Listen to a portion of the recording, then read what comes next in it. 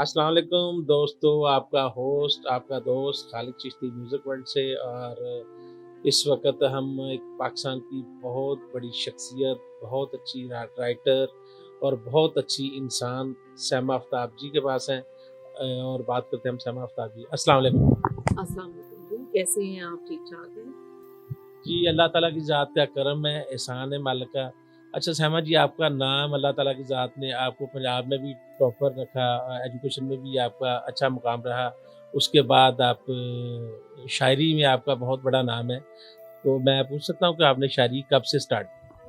अल्लाह ताला का शुक्र है जी, जो भी मुकाम अल्लाह ताला ने मुझे दिया है, मेरा ये ख़्याल है कि वो भी इंसान यही सोचता है कि वो डिज़र्व नहीं करता और उसे अल्लाह ताला ने नवाज़ा है। मेरी शायरी शुरू करने वाली बात तो उस तरह से एक बड़ी वो हो जाती है इर्रेलेवेंट कि मेरे वालिद चूँकि शायर थे, लिहाज़ा मैंने बचपन से ही ज़ाहिर है घर में शायरी को होते हुए देखा, शायरी से मुतल्लिक़ गुफ्तगू होते हुए देखा। तो इस लिहाज से अगर मैंने आप समझ लें कि पहली कोई चीज़ कही थी तो वो 9वीं या 10वीं की बात है। फिर कॉलेज में मैंने बाकायदा इस सिलसिले में काफ़ी ज़्यादा इंटर कॉलेजिएट मुशायरों में शिरकत की और वहाँ पे मैं काफ़ी एक्टिव रही शायरी के हवाले से। कॉलेज का बल्कि उर्दू मैगज़ीन जो है उसकी एडिटिंग का काम भी मुझे ही फिर उन्होंने सौंपा। इसी तरह सिविल सर्विसेज़ अकेडमी में भी जो उनका मैगज़ीन था उसकी तदवीन मैंने की। और उसके बाद से मेरा सफ़र ज़ाहिर है आपके सामने ही है। बीच में थोड़ी देर मैं ज़रा ऑफ रही शायरी से क्योंकि बच्चे छोटे थे और मुझे उनको घर को और फैमिली को और जॉब को वक़्त देने की ज़रूरत थी। उसके बाद से अब मैं फिर दोबारा थोड़ा-सा एक्टिविटी शुरू की है शायरी के हवाले से। शायरी के हवाले से ये है कि शायरी ये आपका शौक़ था या कुदरती? वालिद साहब तो ज़ाहिर है आपके राइटर थे, अल्लाह ताला के साथ उनको जन्नतुल फ़िरदौस में जगह दी। एक बहुत बड़ा नाम था, बहुत बड़े राइटर थे। उन्हीं से इंस्पायर होके आप शायरी की तरफ आई या वैसे भी आपके ज़हन में था मैं शायर बनूँ या क्या हो? नहीं, मेरे ज़हन में शायर बनने के हवाले से बिल्कुल भी कुछ नहीं था और मेरा ऐसा कोई रुझान नहीं था, लेकिन ज़ाहिर है कि शायद कोई ऐसी बात थी कि 9वीं 10वीं तक में मुझे खुद भी ऐसा एहसास हुआ कि मुझे कुछ लिखना चाहिए और मैंने लिखना शुरू किया। ज़ाहिर है वालिद साहब ने बहुत ज़्यादा हौसला अफ़ज़ाई की, दुरुस्तगी की, चीज़ों की रहनुमाई की। तो इस तरह से फिर बस एक सिलसिला चल निकला और ये मैं समझूँगी कि शायरी या शेर कहना ये मेरी ज़रूरत है, इसलिए कि जिस अरसे में मैं नहीं कह रही थी शेर, जैसे शादी के कुछ अरसे बाद मैंने इससे थोड़ा-सा ऑफ किया अपने आप को, तो वो में एक अजीब-सी बेज़ारी मेरी तबीयत में और उस तरह से ना एक कहने की जो ख्वाहिश और वो ख्वाहिश जी। आपको तंग करती रही मुसलसल। तो मेरा ये ख़्याल है कि ये फिर कुदरती रुझान है। जब आपने पहली बार शायरी की, तो क्या लिखा आपने? वो तो एक मज़ाहिया मेरा ख़्याल है कलाम था जो मैंने बिल्कुल, लिखा, बिल्कुल। लेकिन अब मुझे वो याद नहीं है याद बिल्कुल भी। वो कुछ सियासत के एतबार से था, जिस तरह का सियासी सर्कस हमारे मुल्क में चलता रहता है थ्रूआउट। उस वक़्त भी कुछ इसी तरह था, कोई गवर्नमेंट चेंज हो रही थी, कोई आ रहा था, कोई जा रहा था और इस तरह का मैंने उससे थोड़ा-सा पिस ऑफ होके आप समझेंगे थोड़ा बेज़ार होके लिख दिया। वो था, उसके अलावा फिर मैंने जब शायरी की है कॉलेजेस में, तो वहाँ पे आपको पता है इंटर कॉलेजिएट मुशायरे तरह जी, मिसरा पे होते हैं बिल्कुल। कि वो तरह मिसरा देते हैं और उस पर आप गज़ल कहते हैं। तो वो फिर कुछ तरी गज़लें थी कि वो तरह मिसरा पढ़ते हैं। अच्छा शैमा जी, आप शायर तो बहुत अच्छी हैं। मुझे ये बताएँ कि सिंगिंग के हवाले से जब आप किसी सिंगर को सुनती हैं तो आपके फ़ेवरेट सिंगर पाकिस्तानी या इंडियन कौन-कौन से हैं? सिंगिंग के हवाले से तो मैं किसी एक का नाम नहीं ले सकती, जी। बहुत ज़्यादा सिंगर्स हैं जो मुझे उनमें से पसंद कुछ हैं, नाम? बहुत ज़्यादा। अगर आप मुकेश से शुरू करें, अगर आप रफ़ी से शुरू करें, फिर आप किशोर की बात कर लें, उदित नारायण तक आ जाएँ, सोनू निगम तक पहुँच जाएँ, मतलब सुखविंदर सिंह हैं, बहुत से सिंगर्स इंडिया के हैं, बहुत से सिंगर्स पाकिस्तान के हैं जो सज्जाद अली मुझे बहुत पसंद है अभी करंट सिंगर्स में। इसके अलावा ज़ाहिर है नूरजहाँ साहिबा, मेहदी हसन साहब का बहुत बड़ा नाम है। अगरचे गज़ल मेरी फिर ये भी एक मेरी तबीयत में है कि मुझे हर किस्म की मौसीकी तकरीबन पसंद है। मतलब एक गज़ल से सिंगिंग से लेकर और एक पॉप सिंगिंग तक और एक इवन जो आप कहते हैं कि ये जो पंजाबी सॉन्ग सिख बनाते हैं वो भी वहाँ तक भी जो है वो मुझे चीज़ें जो अच्छा, है पसंद है। पंजाबी में जो सिंगर हैं वो कौन-कौन से लाइक करते हैं? देखिए पंजाबी में जो मेरा इंट्रोडक्शन मेरे वालिद साहब ने कराया बचपन में तो वो फ़ोक सिंगर्स से जी, करवाया बिल्कुल। ज़ाहिर है और आपकी फ़ोक पट्टी जो है सिंगर्स वो एक मीठी पट्टी है जी और बहुत बिल्कुल, अच्छा ट्रैक टच है उसमें। बिल्कुल। पंजाबी में कौन-कौन से सिंगर तो आपके? मुझे फ़ोक सिंगर्स ज़ाहिर है बहुत पसंद تھے ان کا، اور جو صوفیانہ کلام وہ پڑھتے تھے وہ والے فوک سنگرز، جیسے حامد علی بیلا صاحب ہیں، جس طرح یہ پٹھان خان صاحب تھے، اور ان کی جو غزلیں یا جو انہوں نے صوفیانہ کلام، خواجہ فرید کی کافیاں، شاہ حسین کا کلام جس نے پڑھا ہے وہ مجھے بہت پسند ہے۔ ابھی بھی فوک سنگرز، مطلب ایون رینڈم بھی فوک سنگر ہوں تو میں ان کو بہت لائک کرتی ہوں۔ اسی طرح یہ جو ابھی فوت ہوئے ہیں روکڑی صاحب بہت پسند تھے مجھے۔ اس کے علاوہ ظاہر ہے بہت سا کام، بالکل شوکت علی صاحب ہیں، مطلب میں کہتی ہوں کہ ہر علاقے کا اپنا فوک سنگر جو ہے وہ اتنا اچھا ہے۔ آپ جو لکھتی ہیں وہ اپنا شعر بھی لکھتی ہیں، نظم بھی لکھتی ہیں، غزل بھی لکھتی ہیں، گیت بھی لکھتی ہیں، اور آپ کا اپنا پسندیدہ جو لکھتی ہیں وہ کیا لکھتی ہیں زیادہ تر؟ مجھے غزل پسند ہے زیادہ لکھنے میں، کیونکہ اس میں جو ردم اور جو ردیف قافیے کی ایک تکرار ہے اور اس سے جو ایک ردم جنریٹ ہوتا ہے، وہ ردم میں اپنے اندر مجھے محسوس ہوتا ہے، اور مجھے یہ لگتا ہے کہ غزل سے زیادہ میری طبیعت قریب ہے۔ نظم سے اتنی میری طبیعت قریب نہیں ہے، کیونکہ نظم میں لکھوں بھی تو اس کو پابند کرنے کی کوشش ہوتی ہے میری، ظاہر ہے اس کو بھی اس طرح منظوم میں لے جانے کی کوشش ہے، آزاد اور نثری پہ اتنا میرا نہیں ہے رجحان۔ کبھی کبھی ہے کہ کوئی نظم لکھی جا سکی ہو مجھ سے، آزاد نظم ہوتی ہے، نارملی نثری تو ابھی تک میں نے کوشش نہیں کی لکھنے کی، تو میرا طبیعت جو ہے وہ غزل کی طرف۔ آپ اپنی کوئی فیوریٹ غزل جو اپنی لکھی ہوئی وہ اپنی زبان میں ذرا سنائیں۔ تنگی حیات کا دکھ، ابس وجود کا دکھ، تنگی حیات کا دکھ، کہ دل نے پالا ہوا ہے ہر ایک ذات کا دکھ، تلاش جنت و دوزخ میں رائے گا انسان، زمین پہ روز مناتا ہے کائنات کا دکھ، کئی جھمیلوں میں الجھی سی بدمزہ چائے، کئی جھمیلوں میں الجھی سی بدمزہ چائے، اداس میز پہ دفتر کے کاغذات کا دکھ، گئے دنوں کا کوئی خواب دفن ہے شاید، کہ اب بھی آنکھ سے اٹھتا ہے باقیات کا دکھ، گئے دنوں کا کوئی خواب دفن ہے شاید، کہ اب بھی آنکھ سے رستا ہے باقیات کا دکھ، میں آل سے ہوں شہ کربلا کی سو مجھ کو، میں آل سے ہوں شہ کربلا کی سو مجھ کو، جناب سے بھی ملا ہے وہی فرات کا دکھ، نہ جانے صاحب کن کس طرح نبھاتا ہے۔ جی ماشاءاللہ، بہت زبردست آپ نے غزل پڑھی، اور اتنی اچھی غزل تھی کہ بتا جو ہے نا وہ محو ہو جاتا ہے۔ تو غزل کے علاوہ جو آپ نے گیت کوئی لکھا ہو یا ایسا ہوا ہو کہ غزل آپ نے لکھی ہو، کبھی گنگنانے کو بھی دل کیا ہو؟ کبھی کبھی ایسے ہو جاتا ہے، ویسے میرے والد صاحب زیادہ یہ کیا کرتے تھے کہ جب کچھ شعر کہہ رہے ہوتے تھے تو اس کو گنگناتے بھی تھے ساتھ میں، اگرچہ ترنم سے وہ پڑھتے نہیں تھے، نہ ترنم سے میں پڑھتی ہوں، لیکن انہیں شوق تھا گنگنانے کا۔ کبھی کبھی ہوتا ہے کہ کوئی ایسی آپ کو ردم لگے کہ آپ کو لگے کہ آپ اس کو گنگنائیں، لیکن ادروائز گنگنانے کا نہیں، تحت اللفظ میں ہی ہم یہاں حاصل کرتے ہیں۔ آپ اپنی کوئی اور دوسری غزل ایک سنانا چاہیں تو کچھ؟ ہر صدا تھک کے لوٹ آئی میری، ہر صدا تھک کے لوٹ آئی میری، کوئی سنتا نہیں دہائی میری،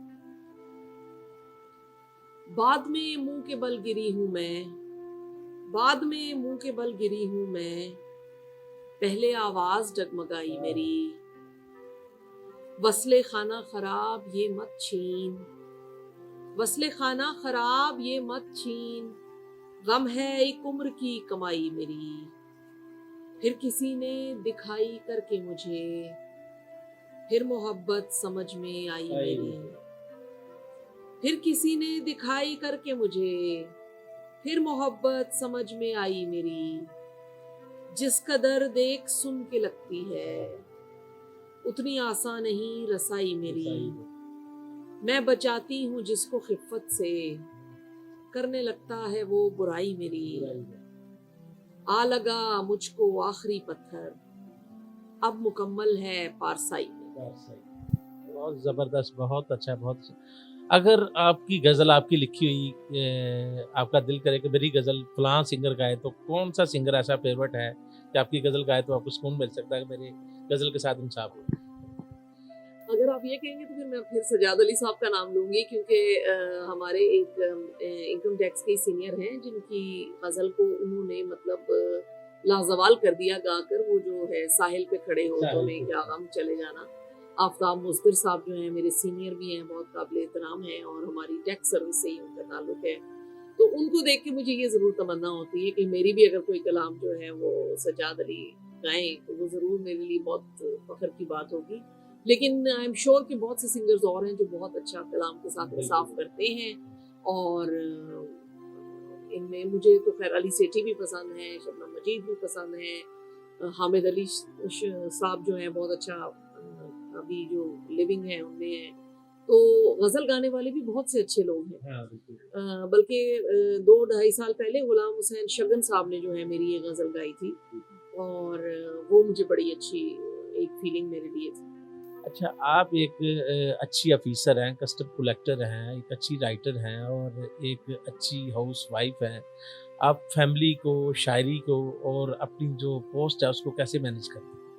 بس جی یہ جگلنگ ہی ہوتی ہے تقریباً، آپ کو جگلری کرنی پڑتی ہے سب کو مینیج کرنے کے لیے. جب ظاہر ہے فیملی کی اگر کوئی کمٹمنٹ ہے تو وہ پریورٹی پہ ہوتی ہے، جاب کی کمٹمنٹ بھی پریورٹی پہ ہوتی ہے سب سے زیادہ، بلکہ ہم اپنا وقت جو ہے اپنے دن کا وہ جاب کو دیتے ہیں.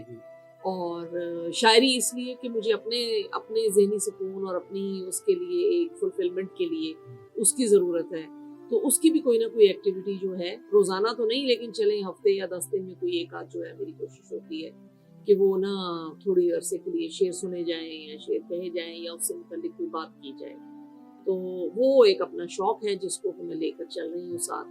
تو سب کو ساتھ لے کر چلنا مشکل تو بہت ہے، آپ اندازہ کر ہی سکتے ہیں، لیکن یہ ہے کہ پھر آپ کے کم از کم سارے کھانے جو ہیں وہ فلڈ رہتے ہیں ایز اے پرسن، کہ آپ وہ اس طرح سے اپنے آپ کو ڈپرائیوڈ فیل نہیں کرتے کہ یہ میرا اگر کوئی ایک شوق تھا تو اس کو میں نے کل کر دیا ہے اور ایک ہی چیز پر میں نے اپنے آپ کو کنسنٹریٹ کر لیا ہے.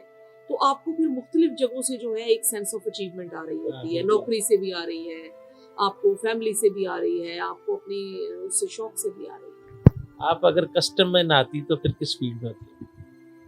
دیکھیے میں نے شاعری کا تو نہیں سوچا تھا کہ میں کروں گی کبھی زندگی میں، وہ خیر بہت بچپن میں ہی طے ہو گیا، اس طرح سے چلنا شروع ہو گئی چیزیں میٹرک کے بعد. لیکن یہ میں نے میٹرک کے بعد ضرور فیصلہ کیا تھا کہ میں نے سول سروسز کے ہی امتحان دینے، تو لہٰذا اگر میں کسٹم سروس میں نہ ہوتی تو کسی اور سروس میں ہوتی، لیکن ہونا میں نے کسی سروس میں ہی تھا، کیونکہ میری مدر کا بہت شوق تھا کہ میں ڈاکٹر ہوتی، اور پہلے میں نے یہ سوچا بھی، اور میٹرک میں میرے نمبرز وغیرہ بھی بہت اچھے تھے اور ایڈمیشن مجھے مل سکتا تھا سائنسز میں، لیکن اس وقت ہی میں نے سائنسز کو پھر سوئچ کر لیا کیونکہ میں نے سول سروسز کا ارادہ بنا لیا. شاید فارن سروس میں ہوتی، شاید کسی اور سروس میں ہوتی، لیکن مجھے لگتا ہے کہ میں سول سروسز میں ہوتی. کوئی ایسا واقعہ جس نے زندگی میں آپ کو بہت زیادہ متاثر کیا ہو یا ڈسہارٹ کیا؟ دیکھیے جو متاثر تو آپ کو بہت سی چیزیں زندگی میں کرتی ہیں، مختلف ادوار میں مختلف چیزیں متاثر کرتی ہیں. کبھی آپ کو ایک امپاورڈ لیڈیز متاثر کرتی ہے. جب میں بہت چھوٹی تھی تو آئی یوز ٹو آئیڈلائز بے نظیر کے جیسے پرائم منسٹر ہیں، اور ماشاءاللہ اتنی پروقار خاتون وہ تھیں. پھر زندگی میں آپ کو شاعری میں اور لوگ انسپائر کرتے ہیں، ان کا وقار، ان کا شعر کہنے کا طریقہ، ان کا اٹھنا بیٹھنا، ان کی گفتگو، یہ سب چیزیں انسپائر کرتی ہیں. اور جو آپ کا دل توڑتی ہے، میرا خیال ہے دل توڑتی آپ کی ایک ہی چیز ہے، اور وہ یہ ہے کہ اگر آپ سے آپ کا کوئی پیارا چھن جائے تو وہ آپ کے لیے ایسی ایک صدمہ ہے کہ جس کو آپ ساری زندگی لے کر چلتے ہیں. اور پچھلے 2 سالوں میں میرے 2 بہت عزیز لوگ، ایک میرے والد اور ایک میری بہت عزیز دوست تھی. دوست کی کرونا سے ڈیتھ ہوئی اور والد صاحب کی کارڈیک اریسٹ سے. وہ میرے لیے ابھی ایک ایسا اس وقت فیز ہے کہ ان دونوں کا صدمہ ایسا ہے کہ جو مجھے سب سے لگتا ہے کہ جو دل شکن ہے. اور ہمارے جو نیو لکھنے والے لوگ ہیں، ہماری جو یوتھ ہے، ان کو آپ کیا میسج دیں؟ دیکھیے میں یوتھ کو، چاہے وہ لکھنے والی ہے چاہے وہ پڑھنے والی ہے، یہ مشورہ ضرور دوں گی کہ محنت جو ہے اگر آپ نے زندگی میں کرنا چھوڑ دی اور آپ تھوڑے سے کیے پہ مطمئن ہو گئے کہ جی جو میں نے کیا ہے وہ کمال ہے، اعتمادی یا خود اعتماد ہونا، خود اعتمادی ہونا بڑی اچھی بات ہے. ہم لوگ جب ہوتے تھے، ہماری تربیت یا ہمارے سے پہلے کی جو نسل تھی اس کی تربیت میں اساتذہ نے کوئی اتنا خود اعتمادی کو بلڈ کرنے کے لیے کام نہیں کرتے تھے، نہ ہی پیرنٹس کرتے تھے. اب یہ ہے کہ اب اس چیز کا شعور ہے کہ بچوں کو اعتماد دینا چاہیے بچپن سے ہی، اور ان کو جو ہے خود اعتمادی ان کے اندر پیدا کرنی چاہیے.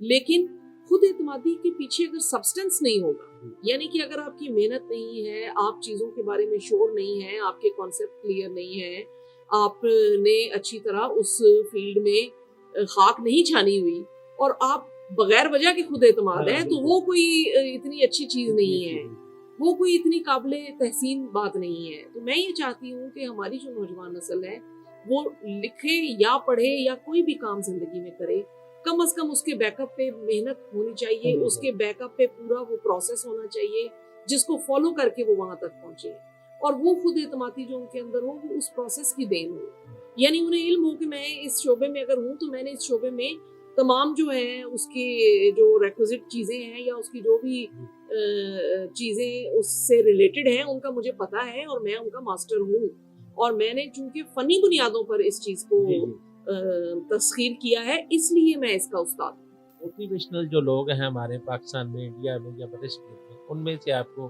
کون سا جو بندہ ہے وہ اچھا لگتا ہے کہ یہ بہت اچھا موٹیویٹ کرتا ہے؟ دیکھیے میرا یہ موٹیویشن کا جو ایک نظریہ ہے نا، میرا موٹیویشن کا نظریہ ہے ایک ایسے بندے سے موٹیویشن لینا جو اپنا کام خاموشی اور عاجزی سے کرے۔ وہ بہت کم ہے ہمارے سب کانٹیننٹ میں۔ ہمارے پاس یہ پرابلم ہے کہ ہم لوگوں نے تشہیر زیادہ کرتے ہیں اور کام ہمارا آن گراؤنڈ کم ہوتا ہے۔ تو پھر میرے لیے اس لحاظ سے اگر میں کہوں تو مجھے ایدھی نظر آتے ہیں کہ وہ ایک ایسی شخصیت تھی جو کہ کسی شہرت کی خواہش کے بغیر، کسی نام کی خواہش کے بغیر اس طرح سے کام کرے۔